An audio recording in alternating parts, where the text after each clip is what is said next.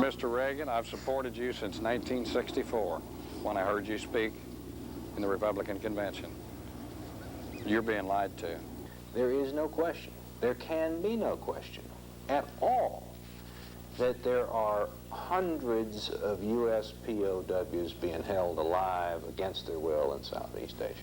I came to Capitol Hill in 1979 and worked with Congress as Navy Marine Corps liaison. It was in that job when the boat people started coming out that the reports that I began to, my interest was piqued. And over the last 3 or 4 years, I've done a lot of delving into that area, and I've come to the reluctant conclusion that we left men behind. The fact that we could not prove that they were there was a matter of our inability to roam around Southeast Asia at our will, particularly in Vietnam. The fact that Vietnam was controlling all of the territory of Southeast Asia, including Cambodia and Laos as far as I was concerned, and the fact that we had no diplomatic relations or any leverage on the Vietnamese government. Where there must have been 100 live American prisoners out of almost 600 shot down. If you use the same ratio with the ones returned of what was shot down in North Vietnam, not one of those men came home. Not my friend David Herdlicka, of whom we had photographs and tape recordings. He just sort of disappears off the face of the earth. I just feel in my heart of hearts that they know that there are some of us that haven't given up on them, and they therefore have not given up hope that we will somehow get them released. How many do you think are alive? I think one camp 2, another camp 9, and the North Khaket 3. I know only 3. So three different camps. Yeah. Those of us who operated under blind faith in our government officials were foolish. The government officials have had 12 years to bring the living American prisoners of war home. They have failed. Bring them home or send us back! Bring them home or send us back! Somehow, some way, one of us had to survive and return to let the American people, to let our families know what had happened to us. As long as those who have the power to bring the prisoners home don't think that there's any push politically to bring them home, they're not going to do it. And bringing them home means biting a terrible bullet. It means admitting that they were there, admitting that the CIA, the DIA, the State Department, and 4 presidents lied to the people of the United States.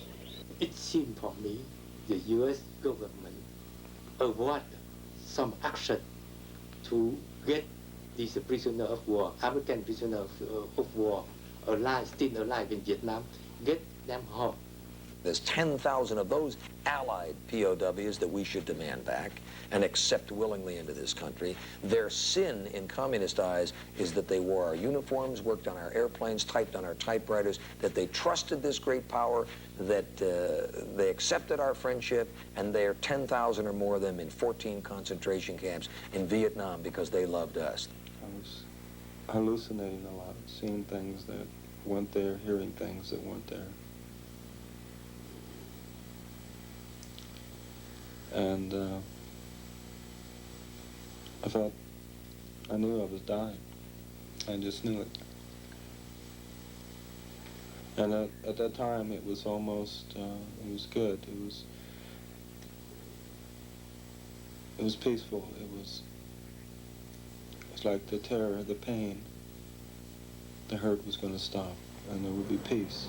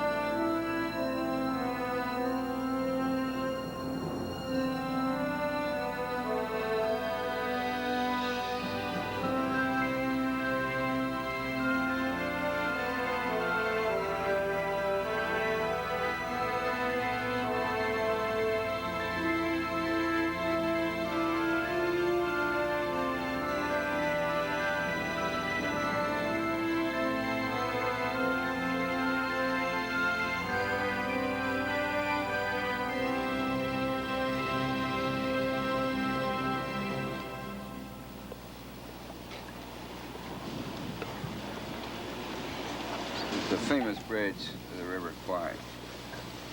More than 68,000 prisoners of war were imprisoned here. More than 700 Americans. That was 40 years ago this week, December 1985. And less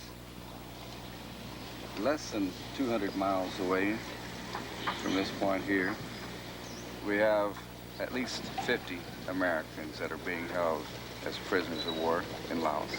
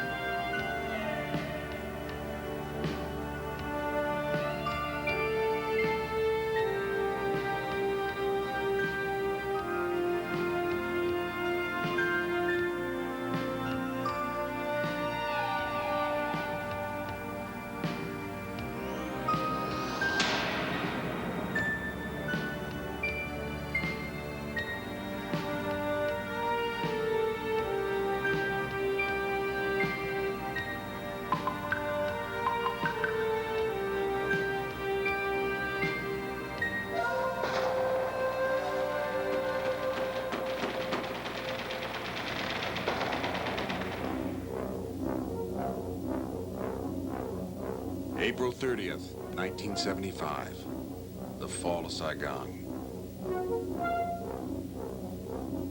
But some of the air crews did not come back from their missions. They became prime trophies for the North Vietnamese, silent weapons in the propaganda war. And they became long-term hostages for the bargaining everyone knew had to come sometime. 13 years after the war, the emergence of the American resistance, the Vietnam vet fights on, a new battle over a forgotten cause.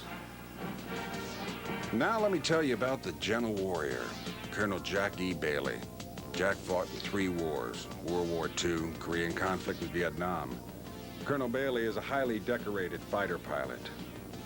In the Korean conflict, Jack's group, the 48th Fighter Squadron, were called Bailey's Bandits because they borrowed from the military to build and support orphanages, schools, and churches in Korea, Vietnam, and Nicaragua.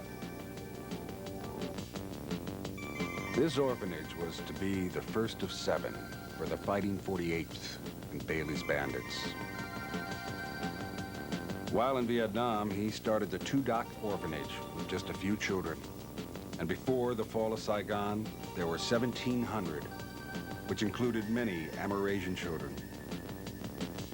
In addition to his efforts overseas, Jack is also credited as being the first executive director of the first child abuse center in the United States, Children's Village.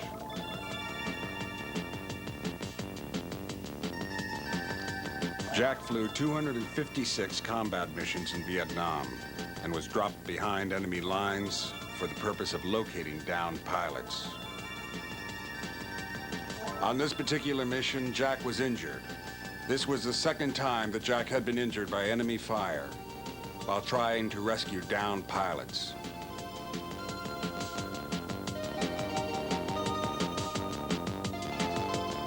Twice awarded the Purple Heart, he was also given the last medal the South Vietnamese government awarded, on April 1975. Colonel Jack E. Bailey is fighting a different kind of war now. From a mission of guns in the vast open skies to a mission of peace on the vast open seas. Jack has been working on the POWMIA issue for 21 years.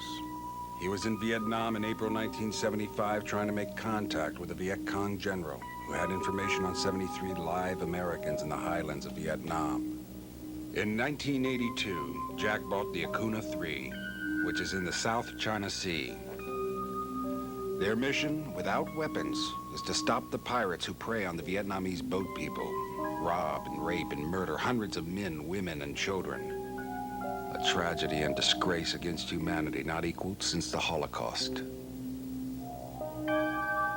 Through his work with the boat people, which operates with no government support, he has gained intelligence on live Americans being held against their will in Southeast Asia.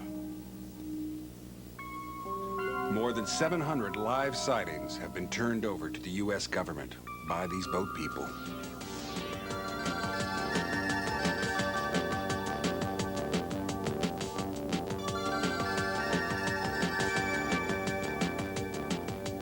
$2,433 Americans are still missing in action in Southeast Asia, either POWs or deceased, with no remains returned to their loved ones and families.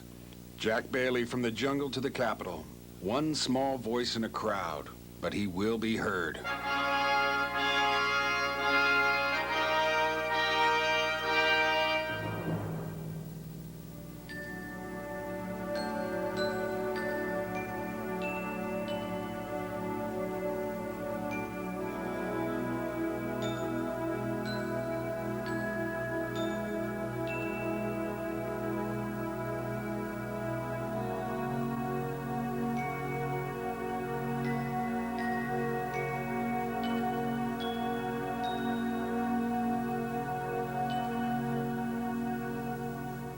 Congressman, if I bring someone in, or if I bring information in here that I feel that is solid, concrete information, and I hand it to Congressman Billy Hendon, and it is, let's say that it's for real, how long is it going to take you to get that piece of material or that evidence to the President of the United States?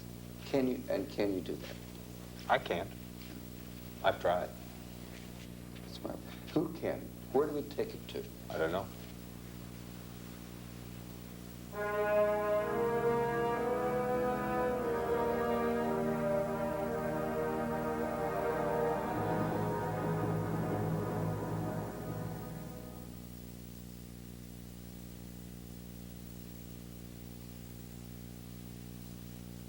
Anybody who saw the intelligence that we have on our men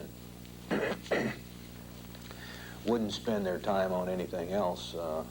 I mean, the intelligence on our POWs is so incredible, it is so pervasive, it is so convincing, there is no question, there can be no question at all that there are hundreds of U.S. POWs being held alive against their will in Southeast Asia.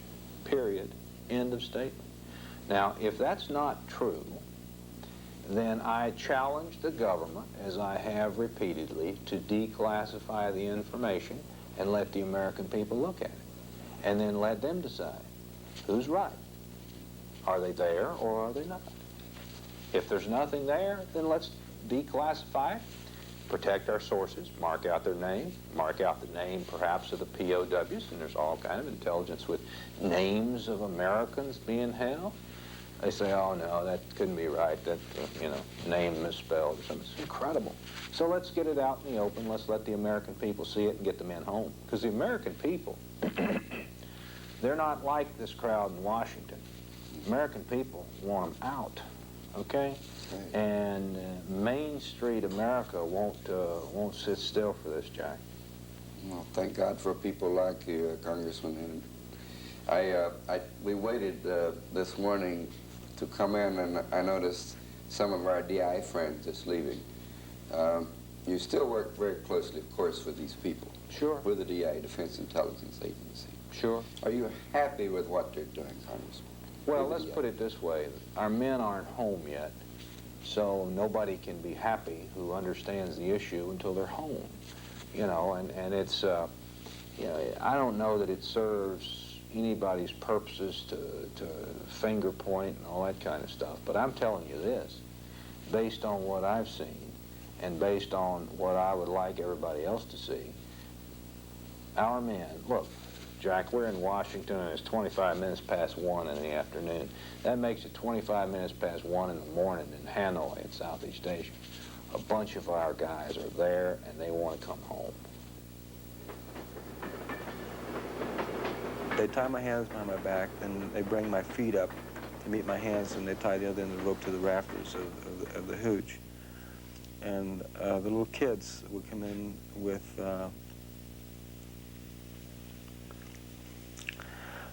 sticks, and they would penetrate my rectum, and when I would scream, they would laugh. Bring them home or send us back! Bring them home or send us back! It got to the point right a couple days after I was captured that I wasn't scared of dying as much as I was the way I was going to die. I was scared to death of being tortured. I could have accepted a bullet.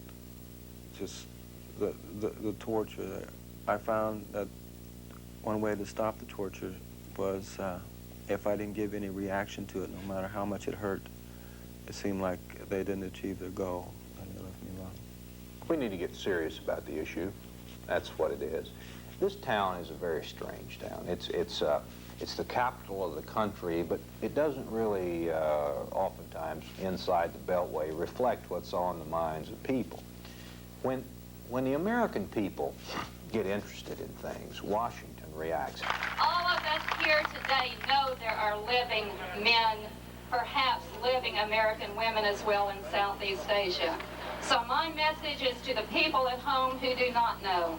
I know that all of you, like me, have had difficulty making friends, families, and neighbors believe that there are living men. I feel like I'm trying to convince people that there are unidentified flying objects in my backyard. We have people like Bobby Garwood, who have been trying to give hard evidence to the government officials for years. They have been ignored. I heard Stephen Solars this past July say in the meeting of the National League of Families that he did not want to hear what Bobby Garwood said. I do not care if Stephen Solars or any other government official likes or dislikes Bobby Garwood. I want them to listen to what he has to say. Listen to the evidence and bring our men home. I want to remind all Americans, we do not exist to serve our government officials.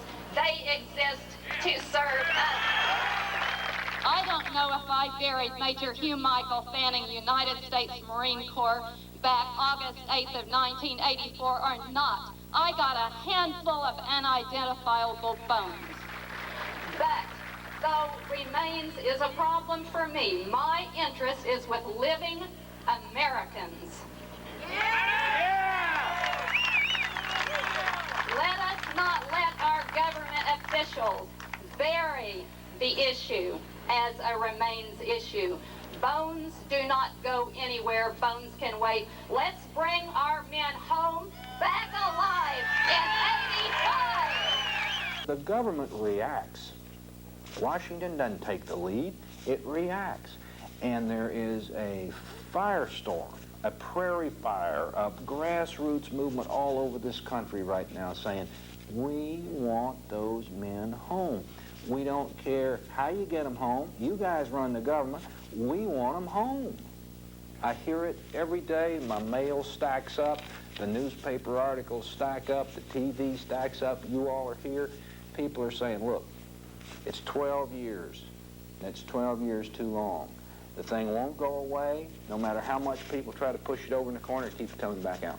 And the American people are finally now saying, given the facts, the American people, you can't beat them.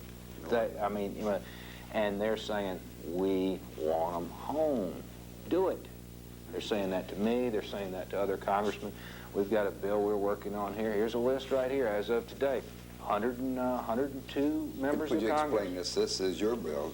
Well, it's a bill of 129 that you 102 concerned members of Congress. Could you explain that, Sure. please, if you Sure. would? We just simply say the bureaucracy has failed. That's not pointing any fingers at anybody. We're saying the men are there. The evidence is overwhelming. Hundreds of reports, double polygraph confirmed reports of our men being held. Okay? There is no question. Senior administration official recently, it's all over the papers. Everybody acknowledges they're there. And I'll assure you, in this town, it's common knowledge that the men are there. Okay? So now we're saying, look, the bureaucracy has failed for 12 years to bring the men home. The American people are now saying we want them home. So this bill, and it's bipartisan. You look at this list, liberals, conservatives, Democrats, Republicans, Southerners, Northerners, Westerners, you name it, everybody banding together to say, look, the bureaucracy having failed, we don't want to point any fingers at anybody, but we want to put Ross Perot, one of the nation's leading industrialists, entrepreneurs, one of the nation's most successful men, a man with a reputation that no one can question, and a man deeply committed to our POWs back during the war as well as now. Let's put Ross Perot in charge, heading up a commission, an independent commission outside of the bureaucracy to determine two things, really. One, are they there? Two, how do we get them home? Okay? It's a tough issue, Jack. Yes. It's a tough issue. If it were easy, as Mr. Perot said on national television, if it were easy, it would have been done a long time ago. But we've got to go to work on this thing, get it out of the bureaucracy, which has failed miserably. And one, Mr. Perot, you tell us, are they there? Here are the documents. You look at them. You were on the President's Foreign Intelligence Advisory Board. You've got the necessary security clearance. You've got subpoena powers. Here are the documents that this government has. Are they there? If they are, how do we get them home? We heard a congressman say to us Friday, right to our face, Congress will see the light when they feel the heat. Who's got the flamethrower? We're going to give them the heat. We're not going to send, from Pennsylvania, we're not sending our petitions to Illinois. We're going to send them right up here to the Hill. We're going to get a list of every congressman that hasn't signed 129. They'll get them. And if we got to get UPS to bring them in there or C-130, they're going to come in there. And if they don't want that mail in their office every day, they'll sign 129. Start with the Vietnam veteran congressmen that haven't signed it. That's who we're starting with. We got the list. So bring those guys back or send us back over. Right. That's all I gotta say. But I can tell you this. It's a boatload of our guys. Good. It's hundreds of our men, and they want to come home. If you talk about, I made a list one time of eyewitness accounts of U.S. POWs by eyewitnesses who passed 2 polygraphs. Now, the chances of somebody passing 2 polygraphs and lying, any intelligence officer, at least the ones I talked to, acknowledge, hey, it's very slim, okay, that man's lying. In fact, most people, and very highly placed intelligence officers now, who are working the issue say, hey, you passed 2 polygraphs, you ain't lying, okay? So I went through one day and made a list, and it may not be accurate, but made a list of how many POWs were seen by people who ultimately passed 2 polygraphs talking about POWs, and it was well in excess of 100. That's of double polygraph confirmed sources. Possibly most of these are refugees with a communication problem as well. So that compounds that problem as well. Sure. So this is... It's just incredible is what it is. Last time I saw Americans was in '78. I saw groups of Americans both in Sentai and also in Bai. It was on several different occasions. I was not allowed to speak with or was I ever held together with these Americans other than under the same camp administration. We could see each other, but we couldn't talk to each other. We didn't eat together. we didn't work together. Each individual was isolated. The only large group of POWs I saw was in 1977, and that was at the Takba. That was 6.5, 7 kilometers south of Inbai town. How many Americans, roughly, in this group, Bobby? Approximately 30, a little more. What did they were loading off? conditions? They were loading off a boxcar. They were all dressed in the same garb. It was kind of like a blue jacket or a blue shirt and trousers to match. Sandals, flip-flops, called flip-flops. And not healthy, but I didn't see any bones protruding, you know, nothing like the concentration victims, nothing like that. Very thin. Everyone was very thin. Most all were unshaven. And actually the only reason I wasn't quite sure whether they were French POWs or American POWs until I heard them speaking, and they were speaking American English, and that's when I knew that they were Americans. I was quite shocked, actually, because even though I'd saw before and knew of other American POWs, it's the first time I had ever seen any in a group that were together. I mean, always isolated from one another, and that was quite surprising. I wasn't allowed to observe them for any long period of time because the guards that took me to where the boxcars on the Route 1, I later found out that I wasn't supposed to be there, and guards got a pretty good chewing out for that. But I don't think they even knew. I think they were just as curious as I was. I asked you a while ago if we have live Americans in Laos still being held as prisoners, being held against their will. And you can translate for him. เขาถามว่าลุงมีคิดว่ายังมีเฉลยศึกอเมริกันอยู่ในลาวไหม Yes. Still have some American in Laos. Some parts of Laos. How many do you think are alive? I think one camp 2, another camp 9, and the North Takek 3. I know. I repeat. So 3 different camps. Yeah. Only 14. But these you know of personally, so that's good. We won't talk about it anymore because of it's very sensitive, so I won't ask you any more questions about it. A lot of good people with a lot of skills working the problem because of private pressure, working the problem harder than they've ever worked it. I know that I'm correct when I tell you this. Never has there been so many people fascinated with this issue now in the government. Congressman, the president says that this has a highest priority as far as he's does concerned. with him.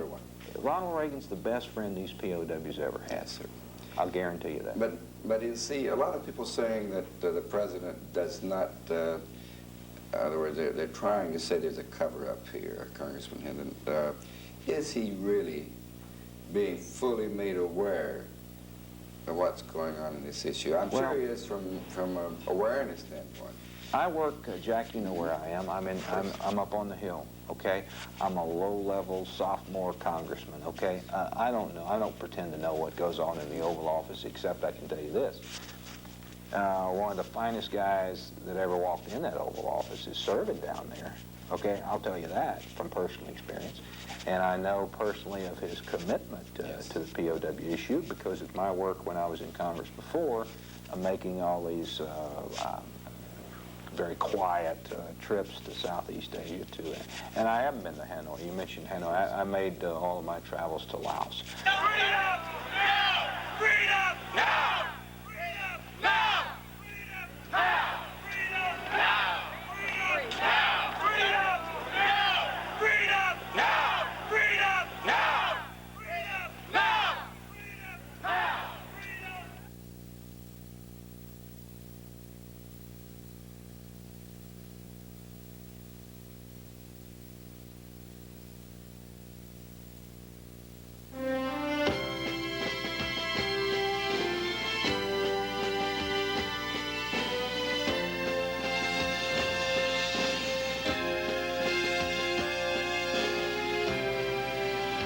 This war I hear has ended, so they say.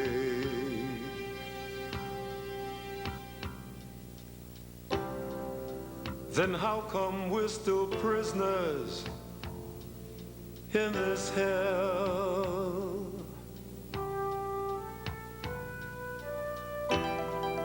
Will someone come to set us free? Or leave us here to die? Are you so unaware, or just don't care?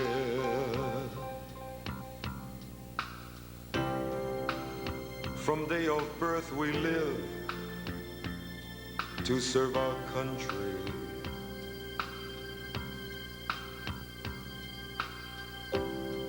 You sent us off to war, no questions asked.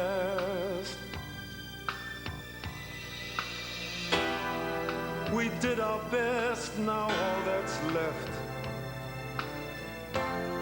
is one day we return. The choice is yours, give us what we deserve.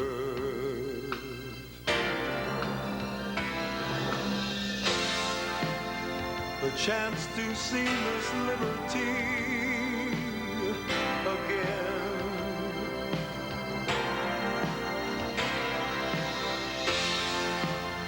A chance to be where all men are free.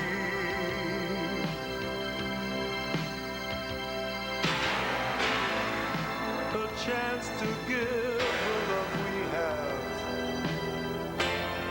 to friend and family. All I'm asking for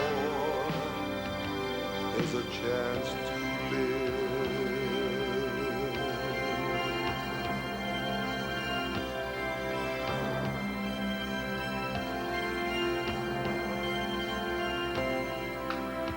We don't need the big parades, the media or their story.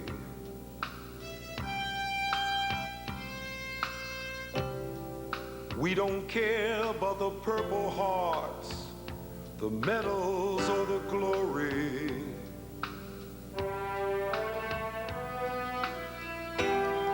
All we want is to be back home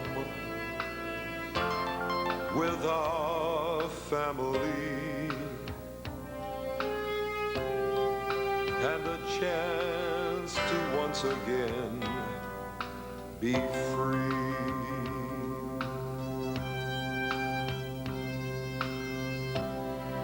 I remember the fragrance of flowers through the summer breeze.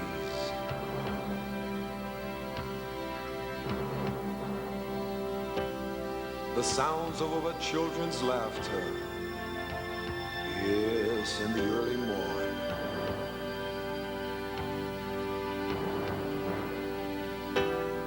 Now all that's left is the smell of death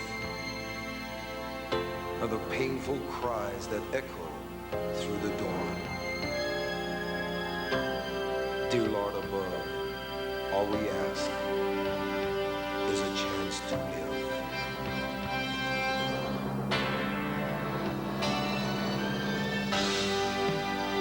Chance to see this liberty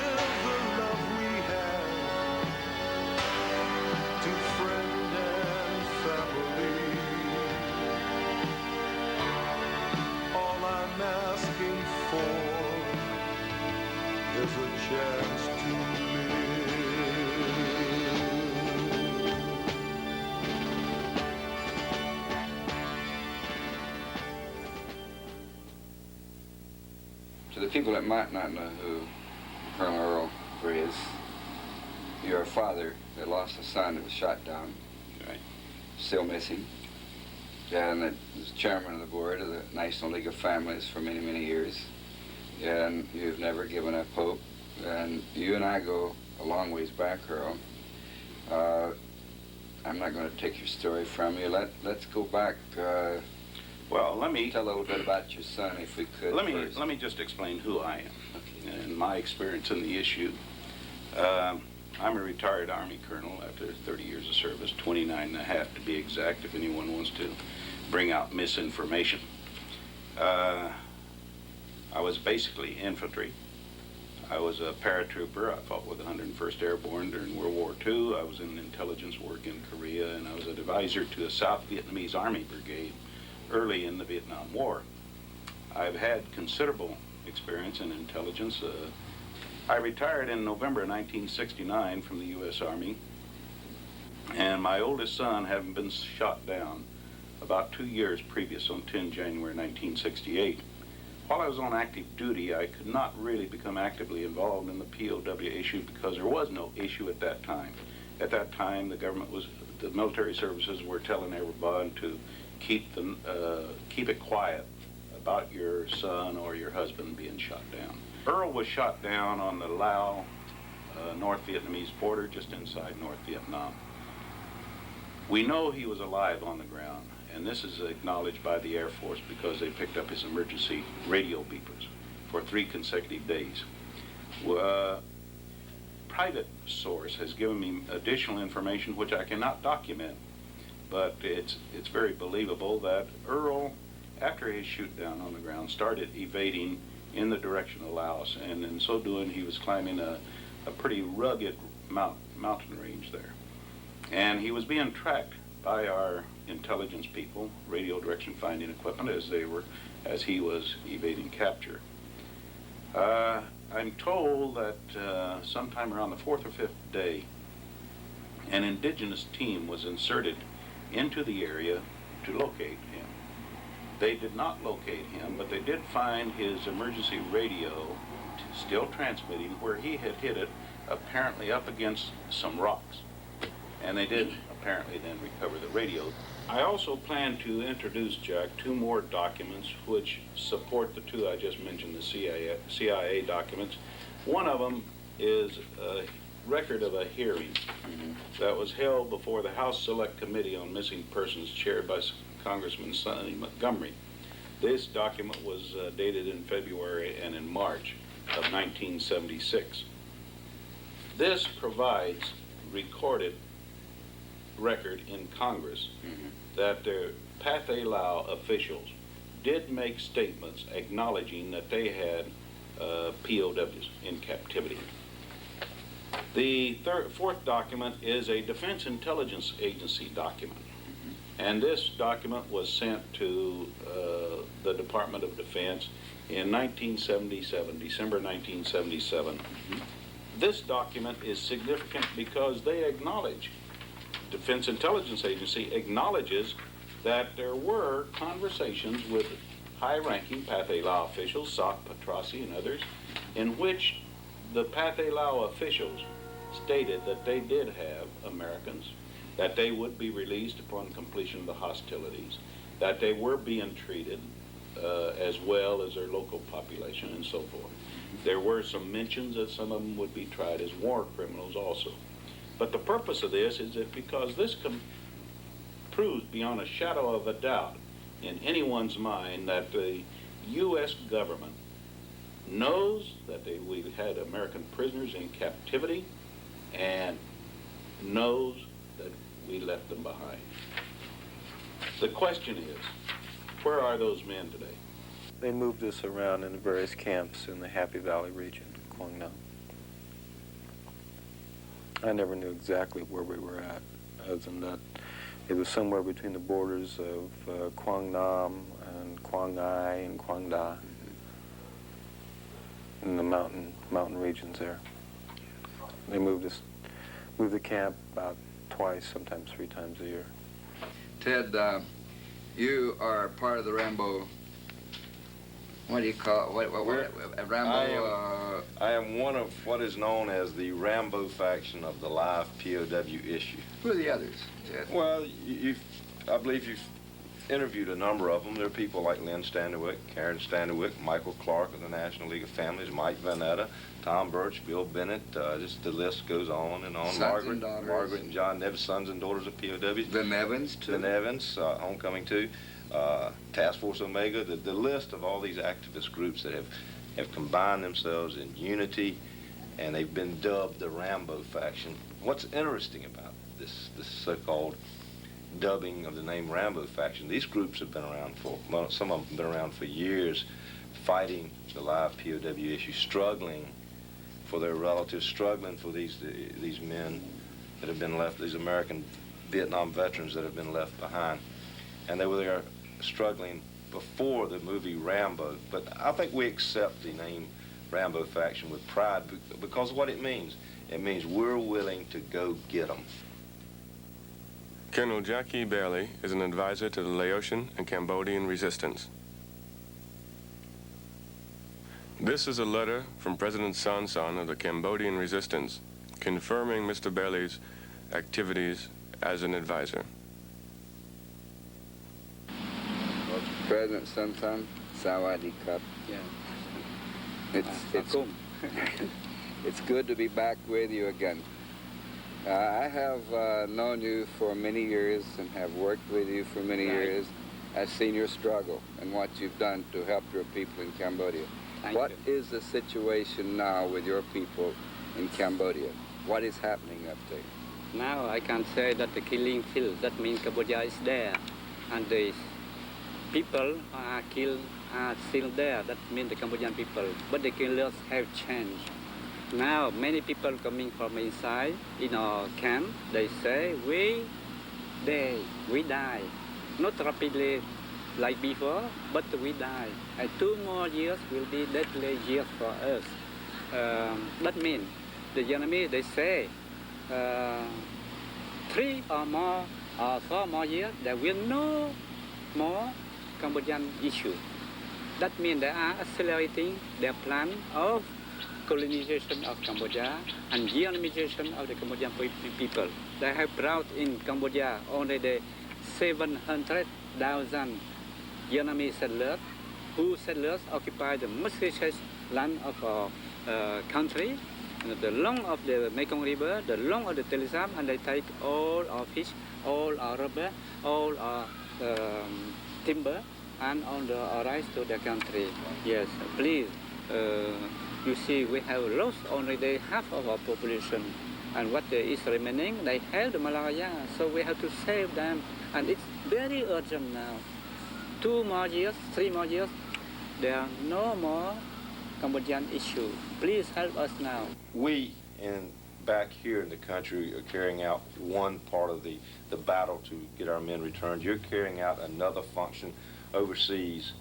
And yes, we've been involved in civil disobedience. We hope that we can achieve our goal without that, but it looks like we're going to have to continue to involve ourselves in nonviolent civil disobedience.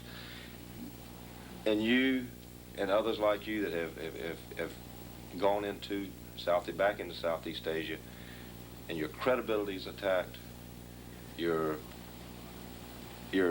reputation as a Vietnam veteran, a decorated Vietnam veteran as you are, they don't bring that up. They just attack you. They attack others. And they go for the man. They go for his reputation. The thing is very precious to him. They go for it. They usually stomp on him. But yes, you're right by doing it, Jack, and I would be disappointed in you if you didn't, and I don't think I'll never have to be disappointed in you. And these people, and they're back here, the family members, the concerned citizens that are fighting right now, they're going to continue to, and they're right. Because it's a moral obligation for us to bring our people home.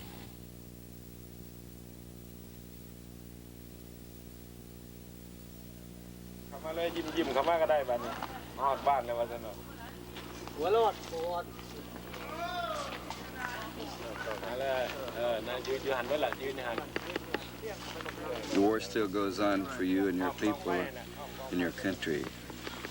And the war ended in Vietnam and Laos and Cambodia in '75 for most people.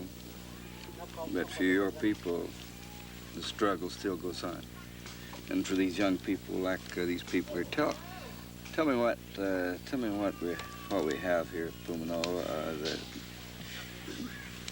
the training. Well, in this camp, we have approximately one full company of young men that we took from their mothers and fathers in Laos. They were dedicated sons because the communists would like also to get them into their own line. That's why I have to take care, because their fathers and mothers put it into my arms and let me train them to be a soldier, a fighter, to retake our own freedom.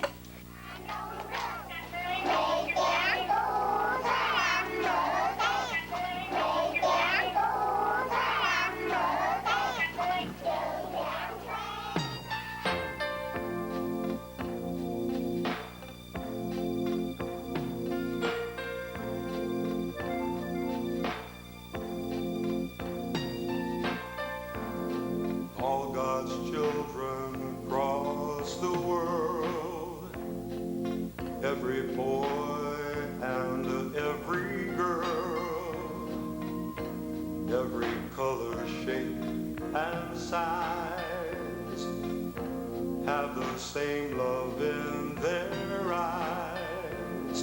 But there are some, you know it's true, that need some help from me and you. They don't know what's going on when all at once their hopes are gone. They don't have no food to eat, no clothes to wear, lives in the street. Do we ignore the children's cry? Do we care if they live or die? Maybe with a little effort we can make a dream come true. With a helping hand, I know that we can save a child or two. It's time for us to take a stand. Let's solve this problem now at hand. It won't take much, 'cause love can conquer all.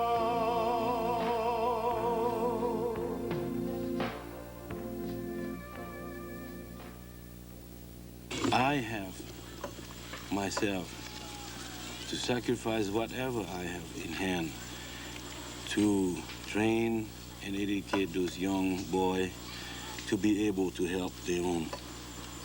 And I need all the help of friends who have once fought. Some may call that damn Vietnam War or that damn Indochina War. Well, I still do fight the same thing. Many of the fathers of these young men helped to support us during the Vietnam War in Laos. Many of the fathers here in this camp. Many are ex-soldiers, mostly ex-Royal Lao Army soldiers, who once fought with the South Vietnamese and also an American unit along the Ho Chi Minh Trail. They were scouts, they were commandos, and now under the communist pressure, they live as a human being only, but not treated equal to them, to the communists. Well, they, as well as yourself, you lost your country, you lost your homes, you lost everything but your identity, and you haven't lost that, or your pride. And you lost your father 6 weeks ago that died, General Pumi. My father passed away on the 3rd of November. And from that day onward, I will be one responsible of all elements fighting against the communist regime. Well, in this camp here, bordering Laos and Cambodia, Right now, there's blankets that we need. There's food that we need. You have nothing here. These people don't.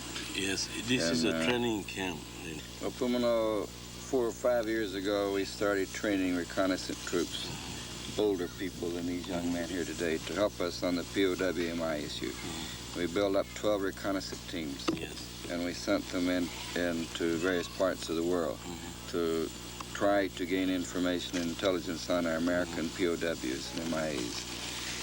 Are we going to do the same thing here, Pumano? Can we feel it someday? A dedication to our friends. We are still continuing our objective, and we hope to gain very concrete results soon. Those young boys came from regions that are far near the Vietnamese border. They knew what their fathers, their cousins, their friends would have done in the past. So we send them back to recollect or to get whatever information, and if possible, retrieve those who are left behind. I think some of them do not understand when they talk to communists. The communists always put politics forward. We are only free human beings. We seek what we need, and that's completely false. You talk to them, they will reply politically. Every step is a political step.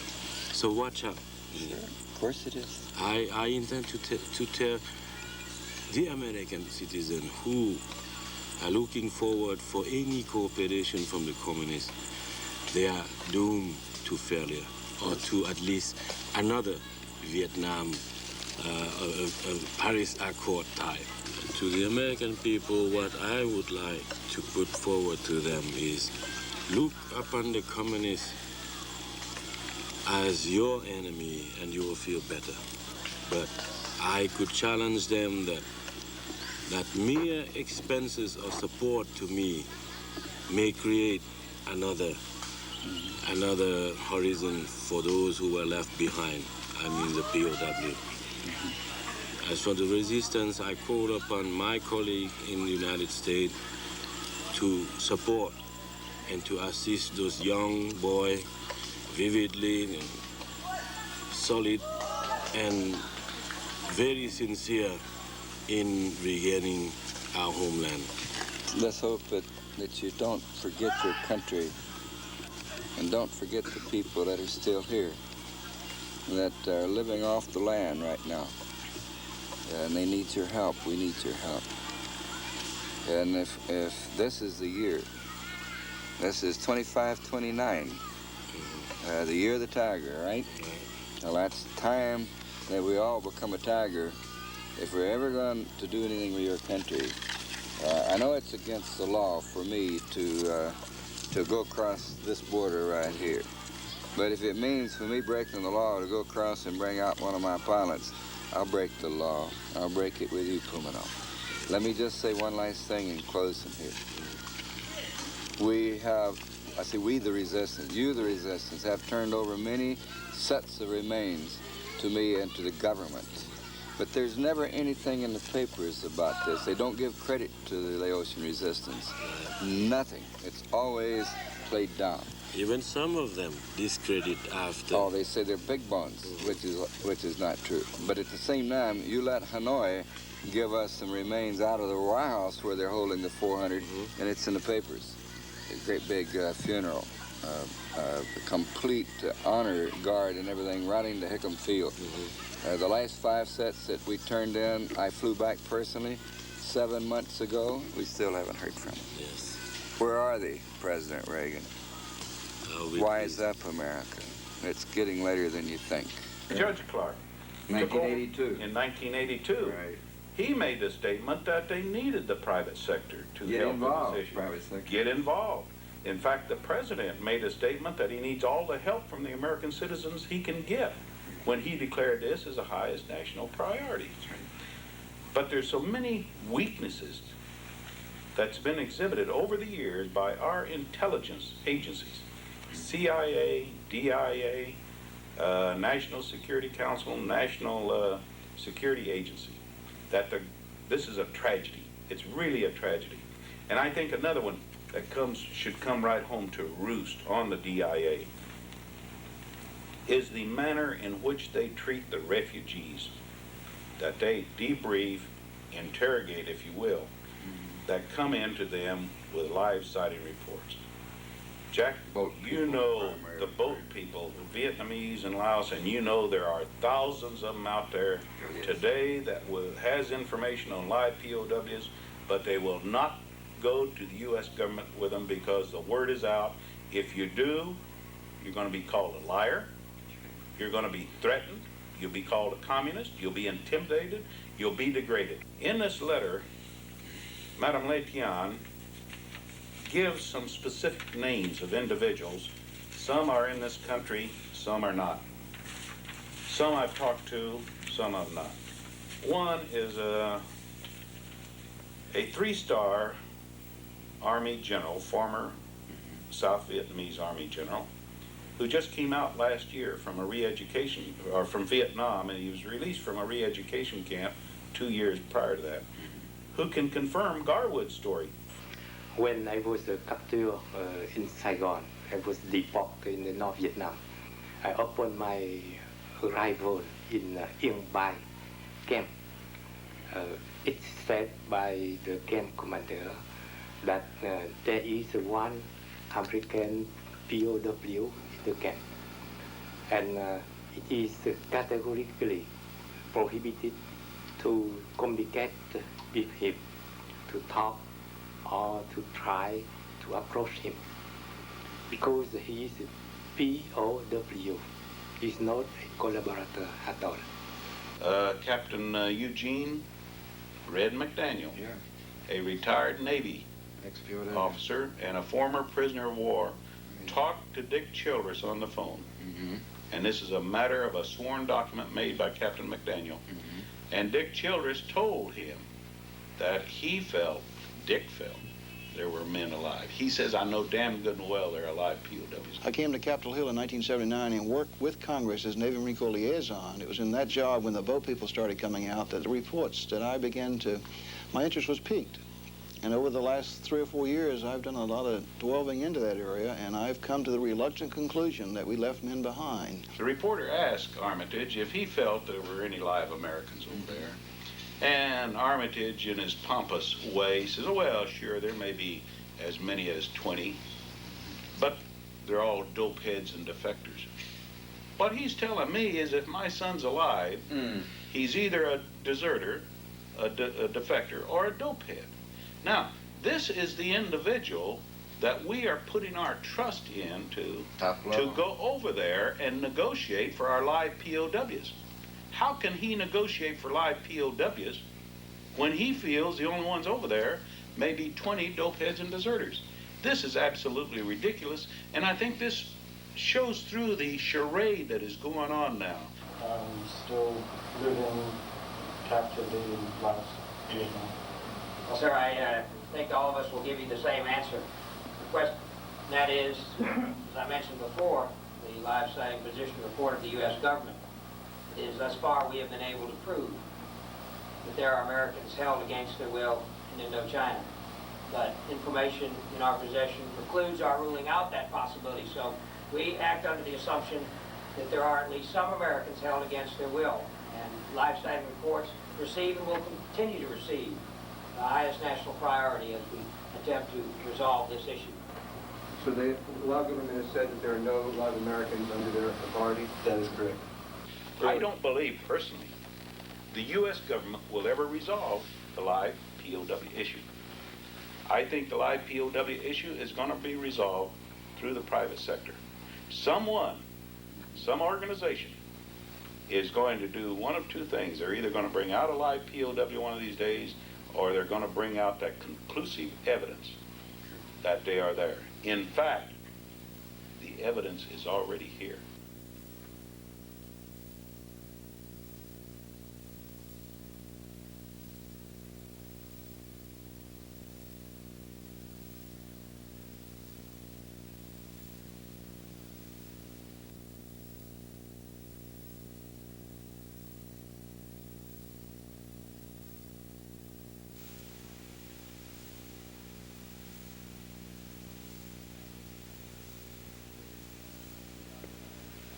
This is a CIA document.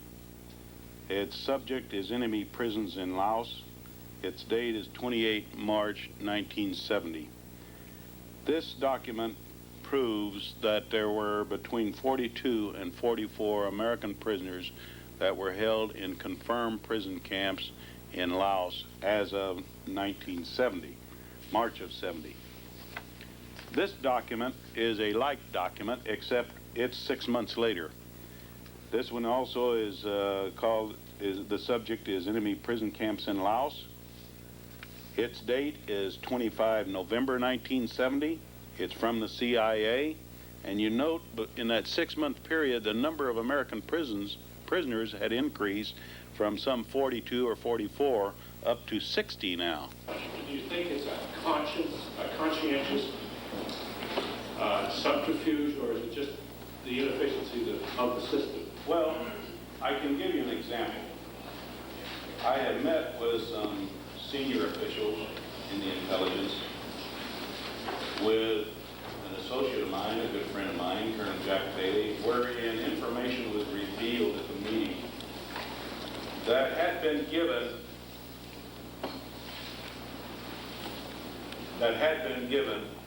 into the agency. But in talking to the senior individuals, those who were in charge, we found that that information had not been given to them, nor had they been briefed on certain cases.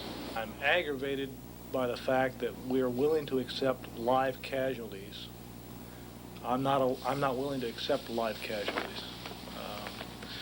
I think that I've uncovered proof that we left people there, that we knowingly did that, that certain people are involved in that and have covered that up, and that we really are afraid to make a political decision to deal with it. Why am I in it? It could have been me. And if it was me, I would expect somebody to stand up and do something about getting me released. Because I know that I would be alive today. I'd do whatever it took to stay alive, and I would wait for somebody to rescue me. Prior to this, prior to meeting Captain Brown, I tried to escape twice, but to no prevail. Both times were unsuccessful. And I was beaten. I felt defeated. I didn't know what else to do other than just lay down and die. When meeting Captain Brown, he saw this. Even though his body was so bad in shape, his mind was still sharp as a tack.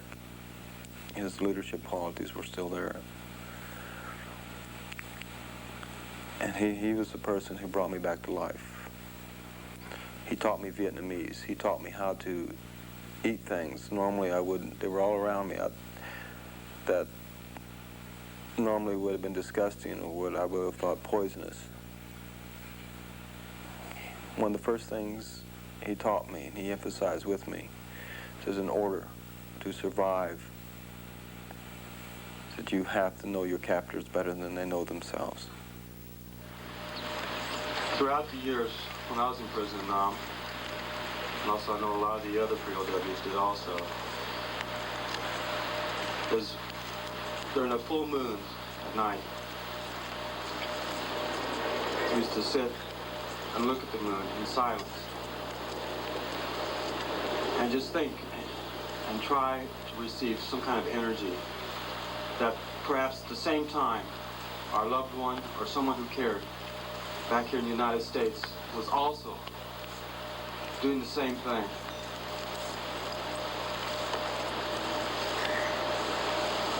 The next moon, if someone would just take 5 minutes of their time and sit and meditate and look at the moon and say, I know you're there, and I care. Maybe they will receive that, and they'll keep fighting. They won't give up if you don't.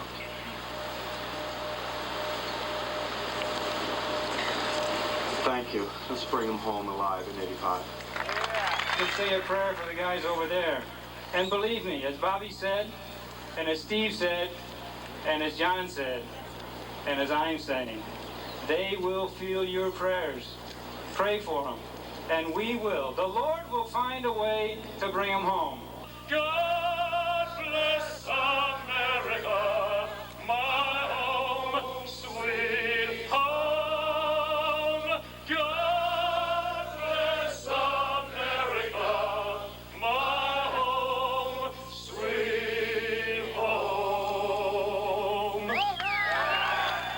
I'm going to present the testimony that I'm going to give tomorrow. Okay, and I hope that this will be held in confidence until such time as I give that testimony. I like to, first of all, you've got the background on who I am and that sort of thing. There are two reasons that I'm here, and that is because live Americans were captured and they were not released. Okay, I'd like to show you a picture. This picture is in the files of DIA. Okay, this picture is in the files maintained by Chuck Trowbridge. He is the number 2 man at DI's POWMIA section. He's a civilian, retired officer. That's correct. Working for the DIA. Working for the DIA. This is an unclear picture because it's a photocopy of the picture.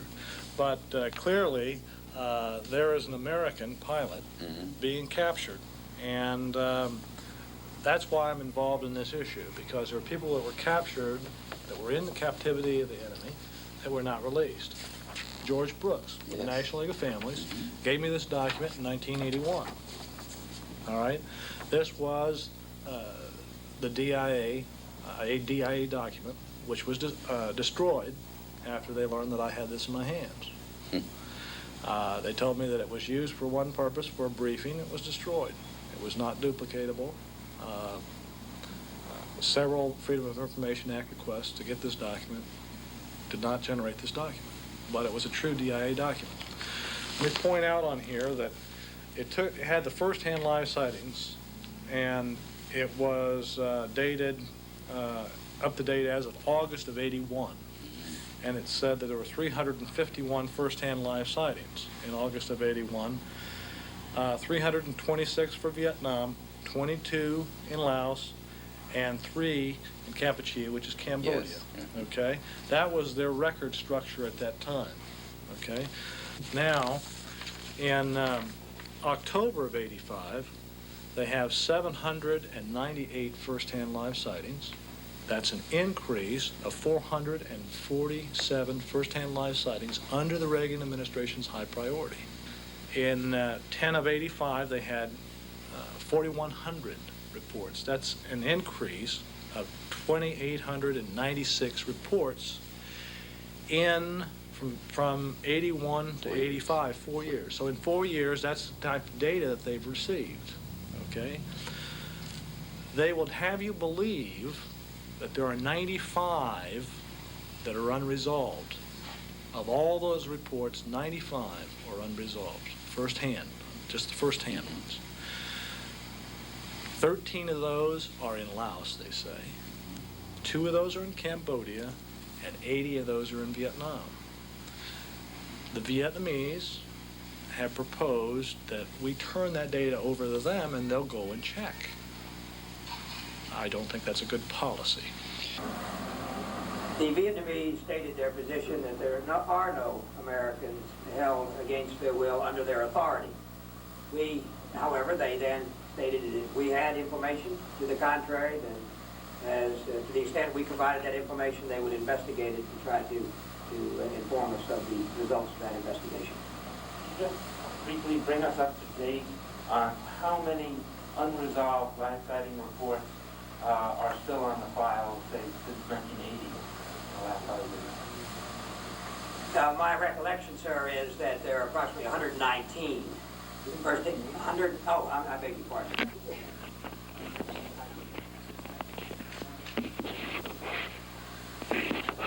Well, with a little room for error, since 1980, approximately 5. I'd like to get back to you, and I'm sure I have that in my information, my file. Here's a map that a friend of mine provided me, and he drew a circle on the map, not just one but several. I have the other ones folded away, and he identified this area as where live Americans are. Okay? Can I just take one look? This one? No, Go ahead. right now. Okay, yeah. And there are some other circles on the map identifying where live Americans are kept. Right. Now, let's take that area, okay, and let's take a look at it. That's in the Ho Chi Minh area, Ho Chi Minh Trail. Part of it is. It's in Laos. In Laos, okay. In Laos, okay. Let's take another look at a map that a friend gave me, and let me get it acclimated right. Let's take a look at those dots. Those are first-hand live sightings of Americans at that exact location. All right? There are 34 first-hand live sightings on this map. That's in about a 60-mile radius. Roughly. Well, that map is in the middle of one of these circles. Yeah. Okay? And what I submit to you is that DIA, who projects only 22 live sightings in Laos, which is not telling you what the growth of the information has been, just in that one location has got 34 sightings of Americans.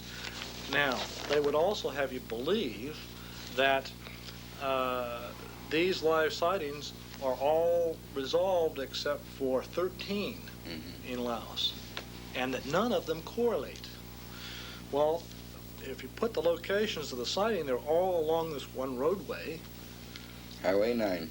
And it's again and again and again Americans were seen. Yes. Okay. DIA has a map just like this. Not just of this area, but all of Laos. Right. All of Vietnam. Plotting where they saw live Americans. I tell you, I submit to you that that data correlates. That data means that there is a live POW, at least one, moving around in this area. All right? And that they knew that, and they've not provided that information to the president for executive action, or to Congress, or to the American public. Let's take a look at D. Herdlicka, number 22. Herdlicka was lost 5 of 65. In 7 of 66, his picture was published in Pravda, a Soviet newspaper, in captivity, having been captured, and we did not account for him. Number 45, E. Riley, okay? He was lost 466. An ID card, his military ID card, and his interrogation papers were found. In other words, we either killed a VC or captured some documents where they interrogated him. He was captured. He was alive in captivity. Okay? Proves that he was a prisoner. And it proves that he was a prisoner. Let me detail Roy Townley. Okay?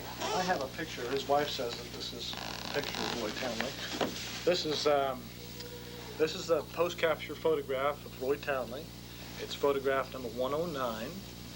And this is a picture of Roy, and it sure does look like him. You know, I'm not an expert on photograph comparisons, but I can sure say that it looks like him. If we had a picture in captivity of a man alive, why weren't we able to secure this man's release?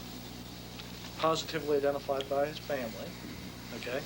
It was sent to the same man over DIA, number 2 man right now in DIA, Chuck Trowbridge. Commander Trowbridge.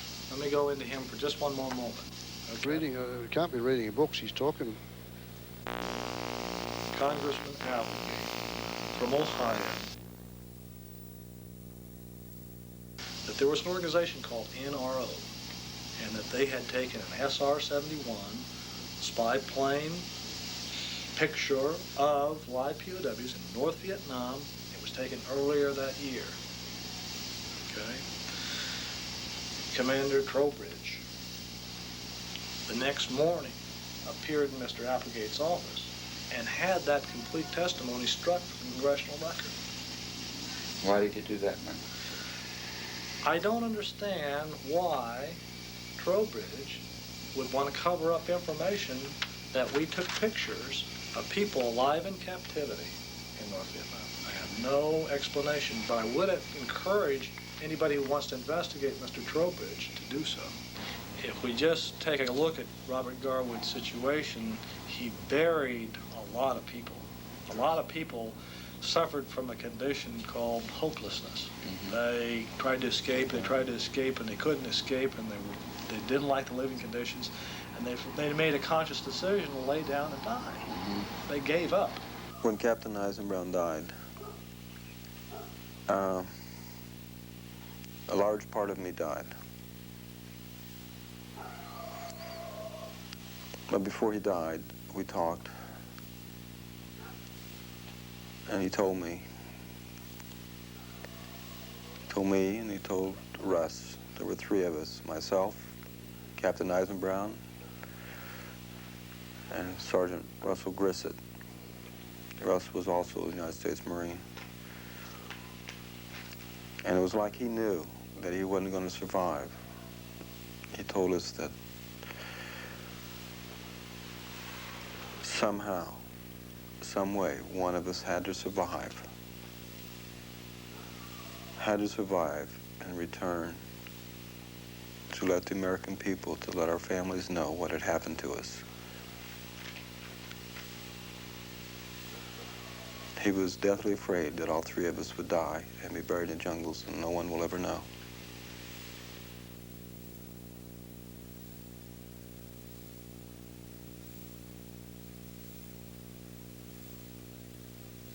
They want to talk bones. Let's talk 400 sets of remains. We know they got them.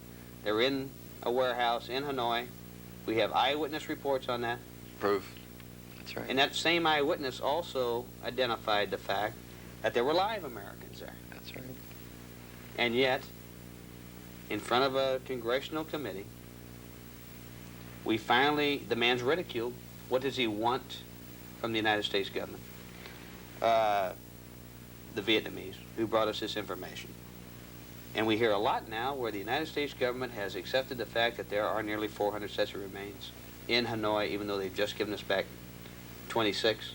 Well, they'll keep issuing 26 every 6 months. See? You got a big surprise. You may have even 50 coming now. That I expect the next move. Wow. Big deal. Wonderful. But they could give us, I mean, if we were serious about this, and they were serious about it, we could say, yeah, there's 400 sets of remains. You're supposed to give them back in 1973. We know where they are. You know where they are. Don't tell us you got people out in the rice paddies digging them up. We know they're sitting there. Give us those 400 sets of remains, and then get your little butts out there and find the rest of the bones.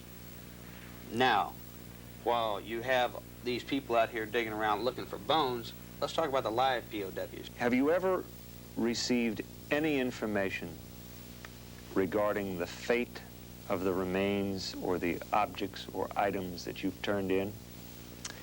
No, sir, none whatsoever. Can you explain this? Yes, I'd be happy to. Let's go back to the last 5 sets that I did turn in, that I delivered personally to Hawaii. 2 weeks before I turned them in, or before I carried them back, I asked Paul Mather to please contact the State Department or whoever, that I wanted to personally hand carry these remains back to Honolulu.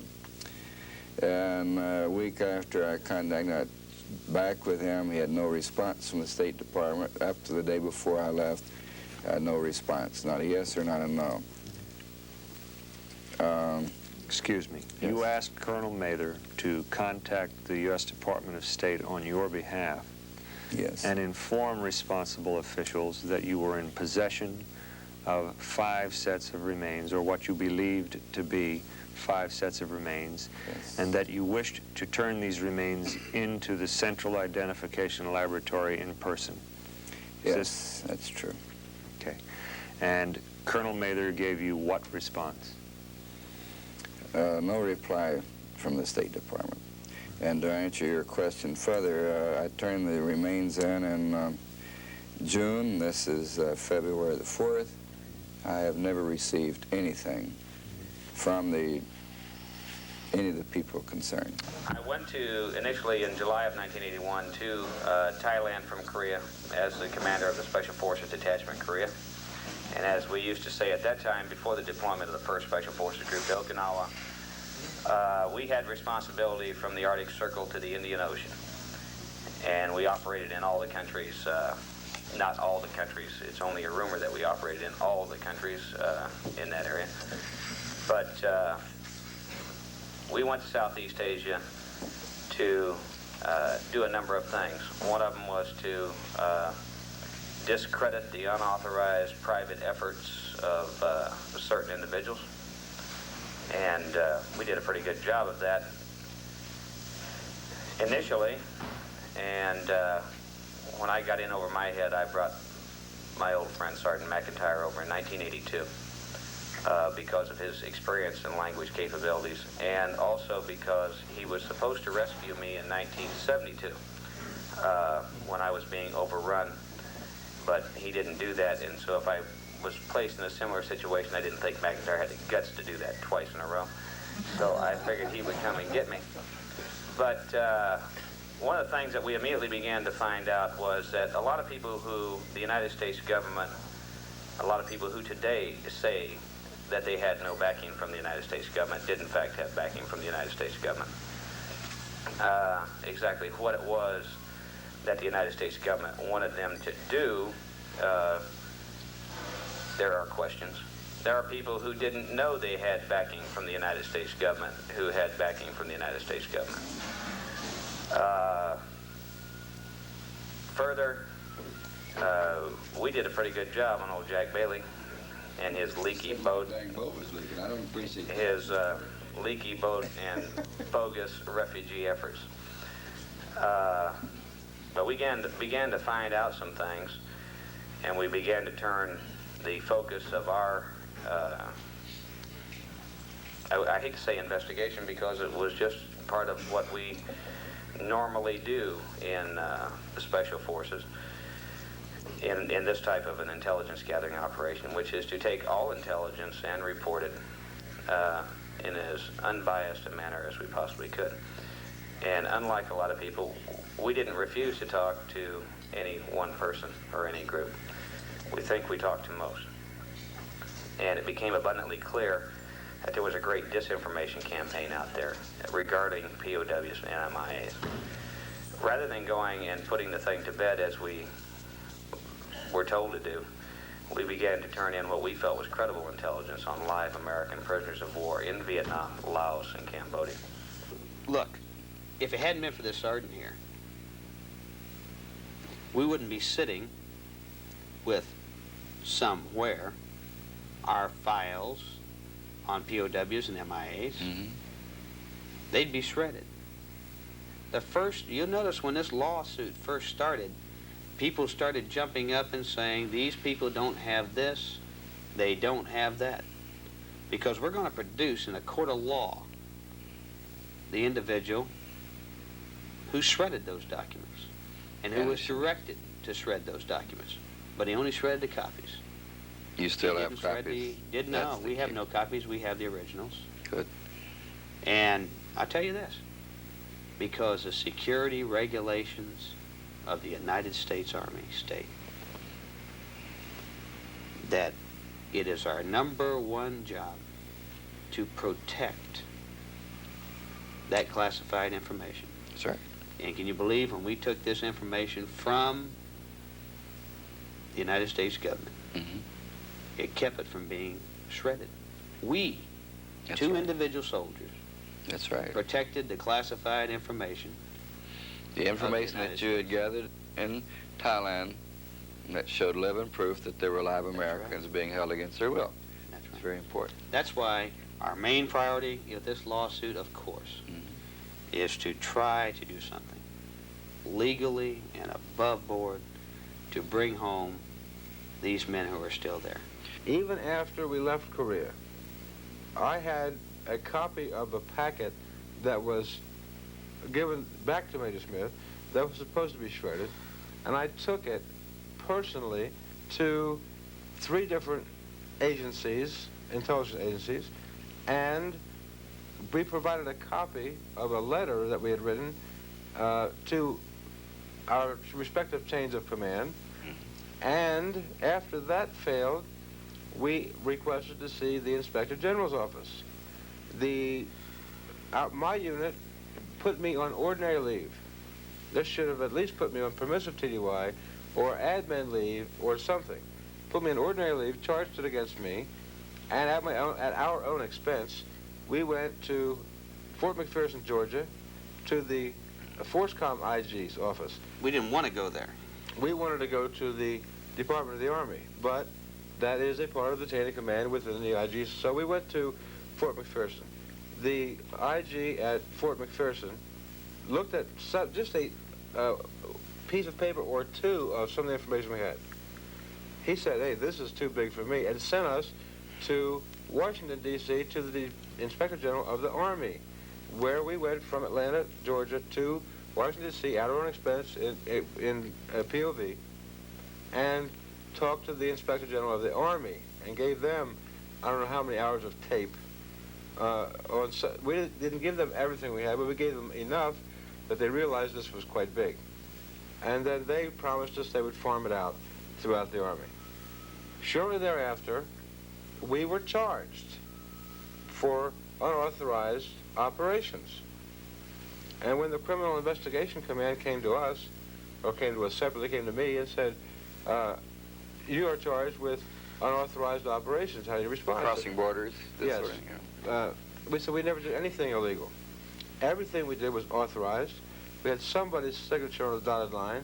We had orders signed by someone else, not by Major Smith, authorizing us to do. They were all signed by colonels or above. They said, can you prove that? Because everything had been shredded in Korea. We didn't know that at the time. Can you prove that? I said, yes, we can. So I started showing them copies of. They said, oh my goodness, because they had been told we were doing these things unauthorized, and all the copies of the authorizations of these letters and orders had been shredded. But we had copies, and they were not photostatic copies that we could have made up. They were original copies with original signatures on them, and stamps and markings and date-time groups and numbers that can be traced that they are real documents. So we were cleared of all charges. But the point is that we have exhausted every means in the executive branch and in the legislative branch, through the DOD, through civilians, through anybody we could find, through the IG's office, through the Criminal Investigation Office. Now we're trying the judicial branch. Want to talk about black airplanes in the night flying in the wrong direction? Sure, go ahead. Let's talk about that. Let's talk about the time they scheduled you to on a mission, and if you got on in this mission, you'd wound up right. You'd be a POW yourself right now. Tell us about that. One mission that... I think Colonel Bob Howard says it better than anybody. I read it in his statement. After tumbling this over in his mind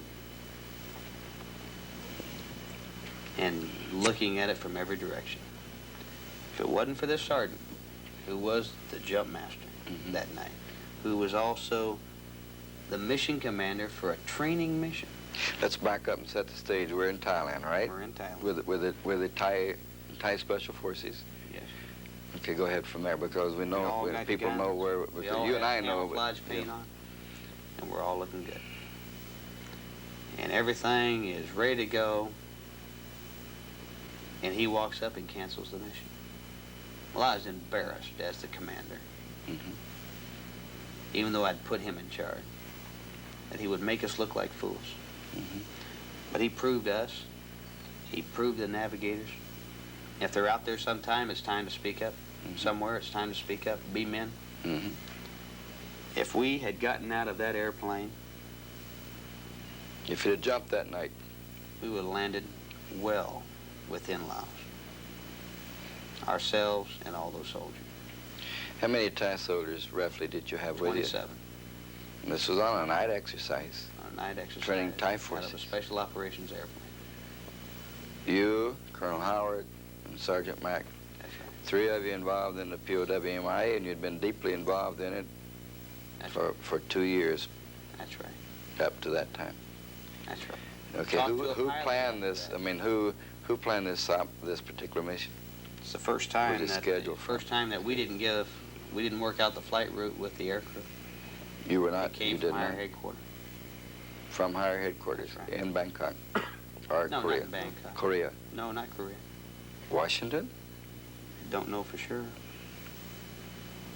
But if you'd have jumped, the coordinates that flight pattern that was flown, you would have been in Laos. That's right. And you know what Colonel Howard said? Yes, I do. And killed or captured. Killed or captured. That is right. Now there's and you know what really is amazing about that, and what an honest judge in a federal court in Fayetteville, North Carolina, if he hears this case, will be able to see from the evidence. That's right. Is that Colonel Howard, when he returned to Korea, they were so sure that this thing had gone that they charged Colonel Howard with unauthorized cross-border operation because they didn't get the word that we had canceled this thing. My God. And discredited this man, brutalized America's most decorated soldier.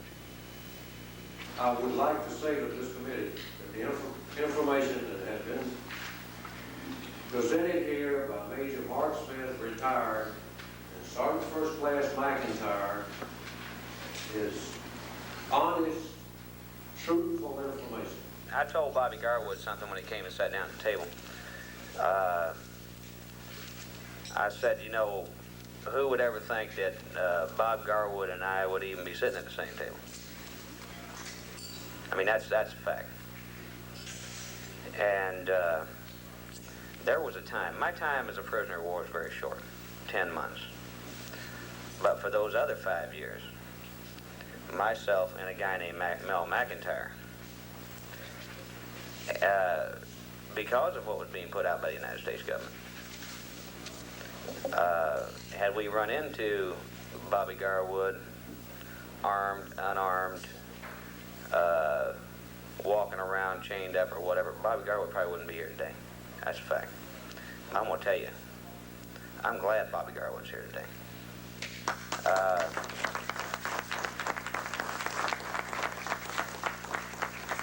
And there is no excuse for the United States government when there's a lot that has been said about the debriefing of Bobby Garwood. Let me tell you what.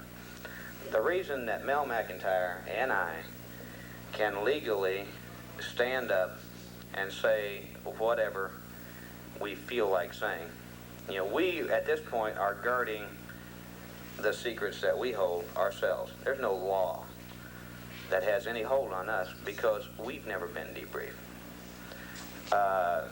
We recently found out that the Army, or the intelligence services, have come back and they say that Sergeant McIntyre and I have been debriefed because some guy signed and said that we were debriefed. When you are debriefed, you sign. And you say, I have been debriefed and I understand that if I talk about any of this, you're going to hurt my feelings. Because they don't have his name, they don't have my name, and I'll bet you $1,000 they don't have Bobby Garwood's name on the dotted line.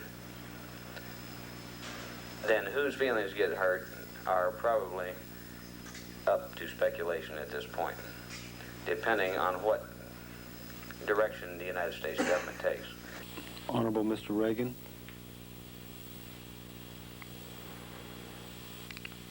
yes, sir, I have. I was brainwashed. I was tried in a court-martial of law, convicted of collaboration. But, sir, please, I ask you that just because I was convicted of collaborating with the communists in Vietnam, don't let that conviction be a conviction of death for our Americans who are still being held in Southeast Asia.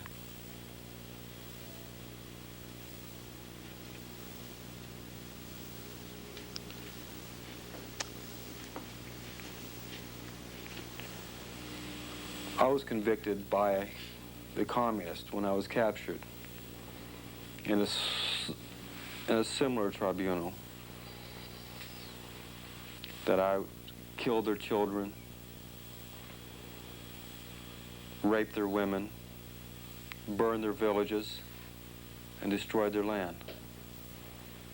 There wasn't a day that I didn't hear that for 13 and a half years. How much of a dirty, rotten American I was.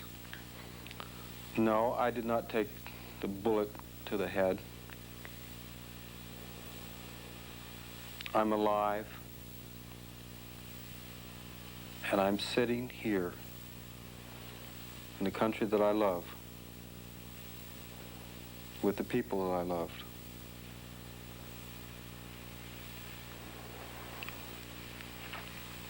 You have the power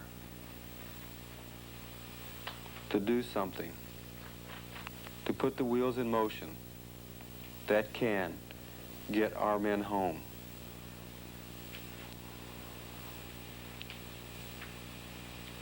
If you choose not to hear or believe anything I say, please listen to the cries of those men still in prison in Southeast Asia. Let them have their day in court, too. As Americans, and as American fighting men, I believe America owes it to them.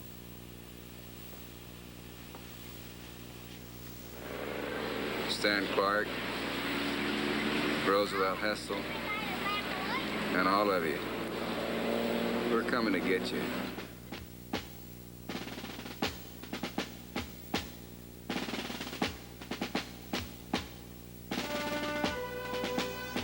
America, the time to act is now.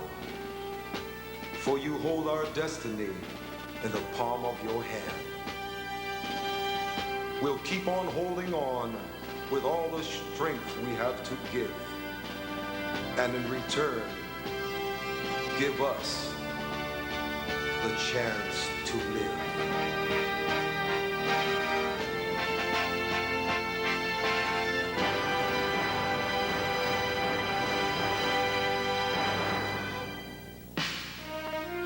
Don't give up, just keep on holding on. Soon we'll have you back where you belong. We're the men of Bailey's army. We're at least 12 million strong. And we've come to a decision.